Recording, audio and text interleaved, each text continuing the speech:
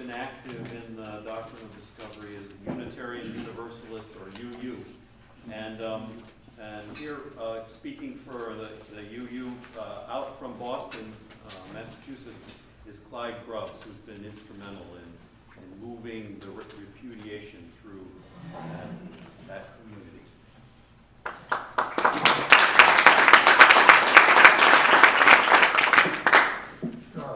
At some point, I'd like Melissa Mackinson to pop up.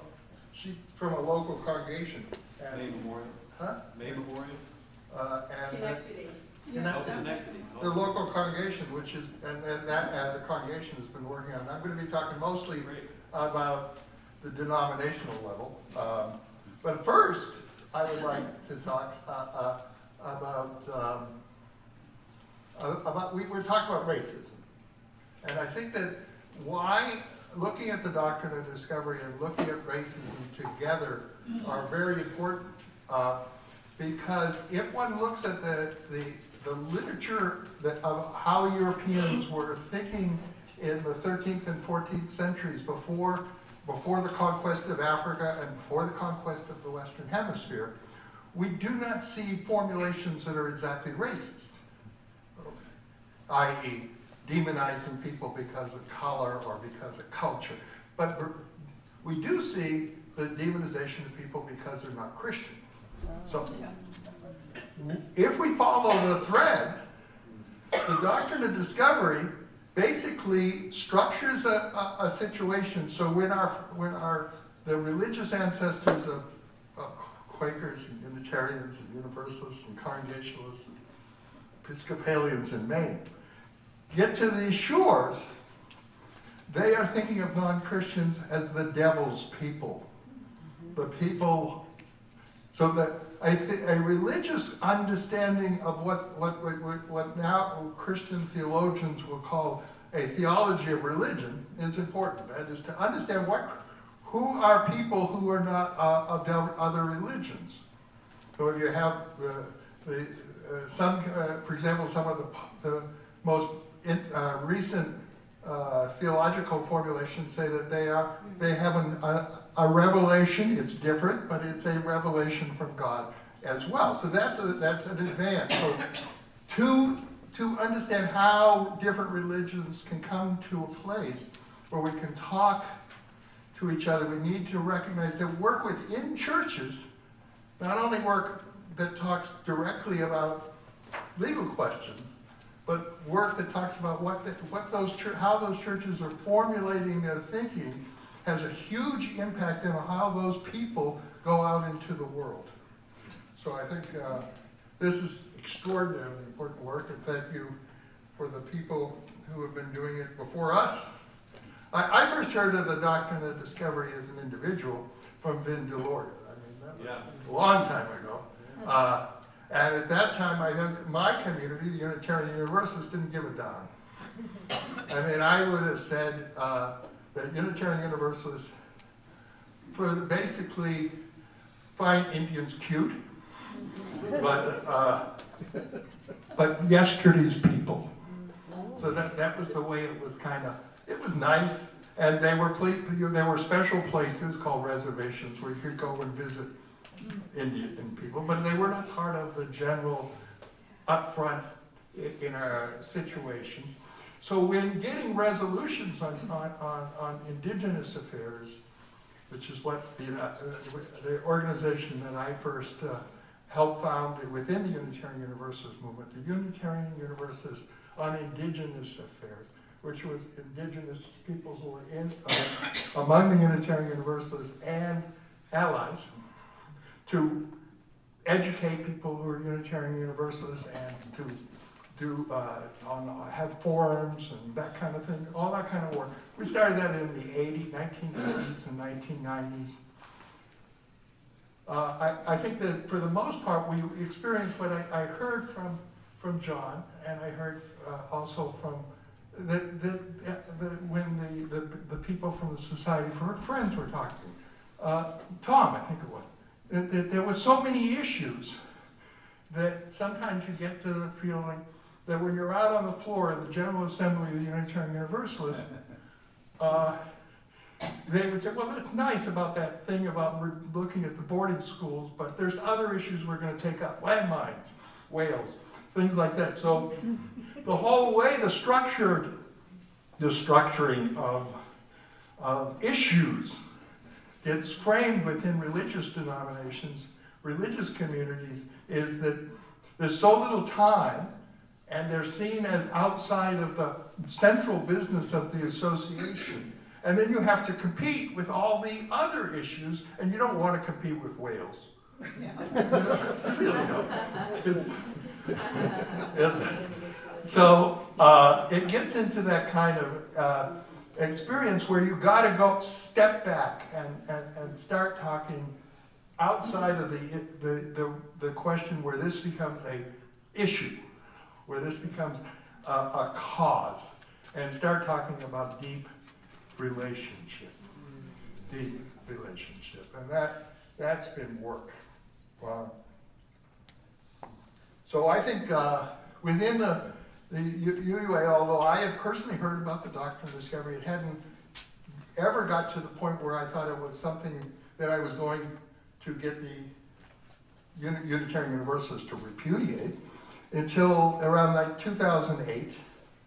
Around 2008, and at that time we started hearing concrete calls from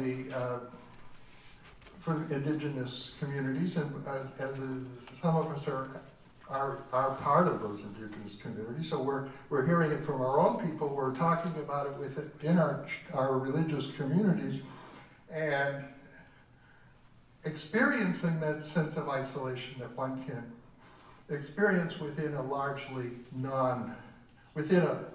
white, let's use the word, community.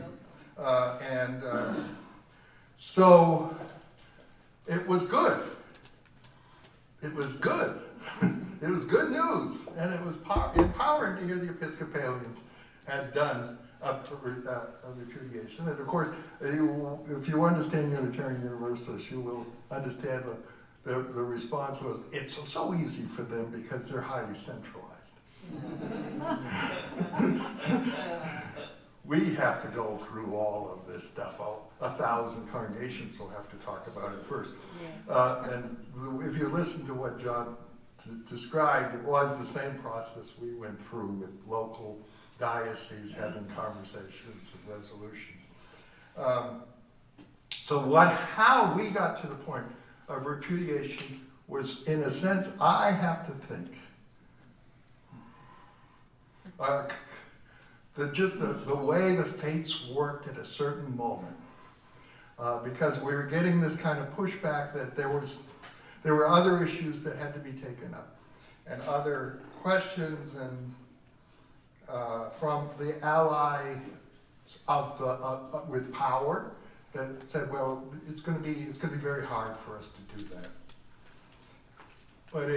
But our General Assembly meets every year, and our General Assembly brings 1,000 congregations together to make the decisions on the national organization. And because it brings so many people together, a convention planning committee is looking for sites years ahead of the time a General Assembly is actually going to be in place. So in 2009, or 2008, 2009, the General Assembly Planning Committee had chosen and had been the city of Phoenix. The city of Phoenix. And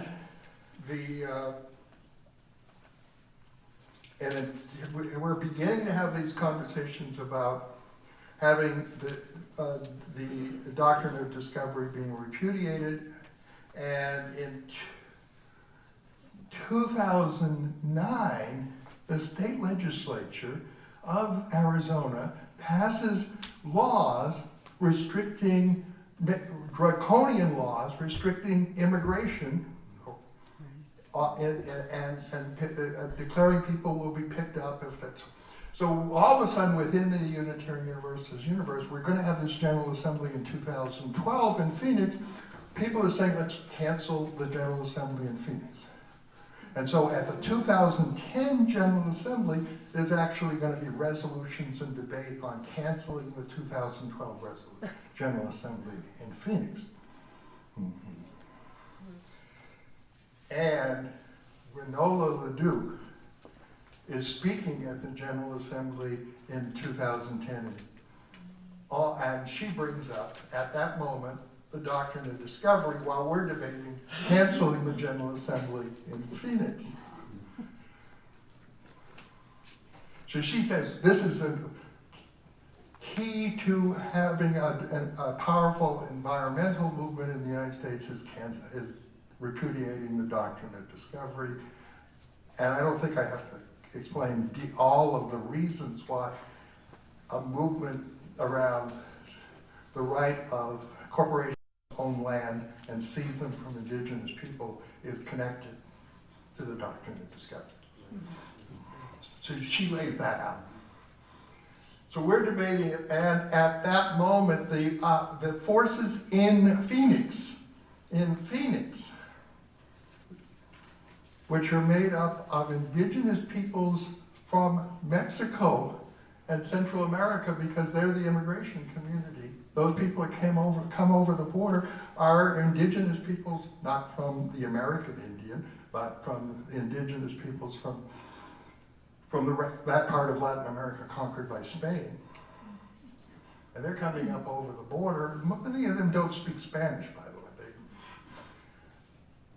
And they're saying, as part of you coming to Phoenix, you must be in solidarity with the people, the community,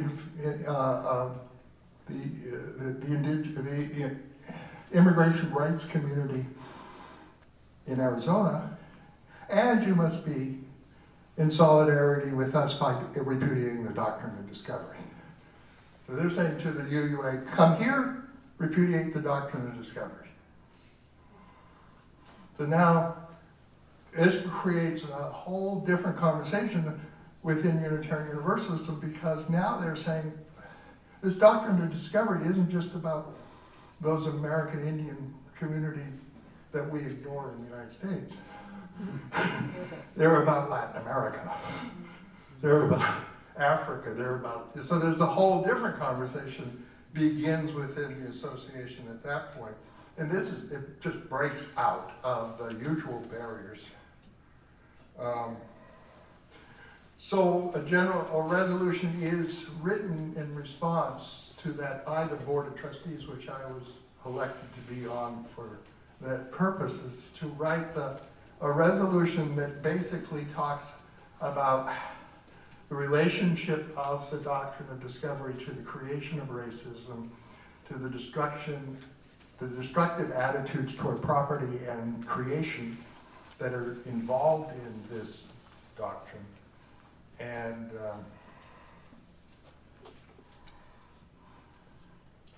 the resolution is written. And it's available 6 months before the General Assembly to the congregations.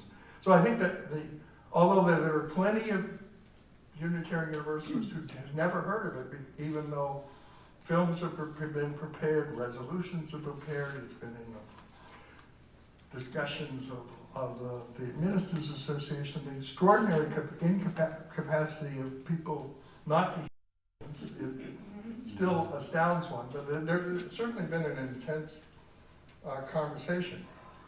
So the resolution was passed in 2012, since the preparation and the arc of conversation had been very intense just before, it was by huge margins, and it wasn't in question, although there were people who appeared on the floor of the General Assembly, a small group, to argue that that the resolution was anti-Christian, and other things because it was repudiating the doctrine of Christian discovery, and therefore it's anti-Christian. So we had to have a theological conversation about the difference between Christendom and the gospel, and all of those kinds of things. So there were rich possibilities. But I think that one of the good things that came out of that is the executive of the UUA, the administration, the permanent bureaucracy. It's not a huge bureaucracy, but it exists. Once a General Assembly has taken a position, it does things. And so it doesn't do anything until it has a mandate. So it has prepared films, and then it got a huge grant from somebody, I don't know, I would love to know who said that they would give grants to congregations to do actual work. And so the congregations could do work, and many of the congregations did work around health issues, did work. So I like Melissa, if she could come up and tell us that there she is.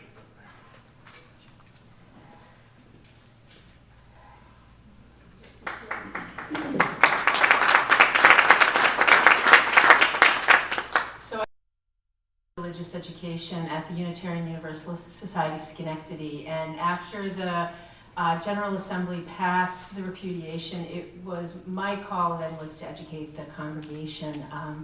We received one of the grants, and we used it in part to work on the Two-Row Wampum renewal campaign this year. We used it to work on curriculum that we offer with our children to share. I think, as Clive was saying earlier, that the important idea that Native peoples are not in the past, that they're in the present. And I think the Two-Row Wampum story was a story that allowed us to do that as well. The land that our church is on was part of the Mohawk Nation, so a lot of our work in education has been around helping people to understand that Mohawk people are still here, connecting with Tom Porter, who's the leader of a nearby resettled Mohawk community. And so it's that, making a brochure about rethinking Columbus Day.